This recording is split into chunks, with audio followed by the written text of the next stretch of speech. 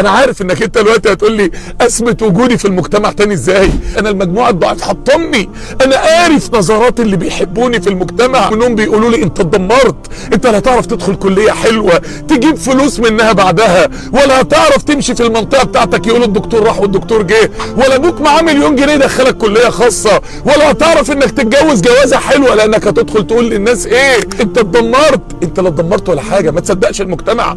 90% من ابواب السعاده والنجاح لسه قدامك. انزل ودور ايه الموهبه اللي ربنا اداها لك، ايه الذهب اللي ربنا اداهولك جواك. انزل واشقى في الحياه وكافح. مين قال اللي جاب مجموع في الثانويه العامه عاش مرتاح ولا عاش سعيد ولا عاش ناجح؟ لو بعد 20 سنه شفت مين اللي اختنى ومين اللي افتقر، شفت مين اللي عاش ومين اللي مات، شفت مين اللي معافى ومين اللي مريض، مين اللي اتجوز جوازه حلوه ومين اللي فشل في حياته الاجتماعيه، شفت مين اللي بقى له مركز ومين اللي ملوش مركز. هتعرف ان مجموع الثانويه العامه ما بيجيبش اكتر من 10% من فرص النجاح والسعاده في الحياه. هي فرصه جت راحت في 1000 فرصه تانيه قدامك.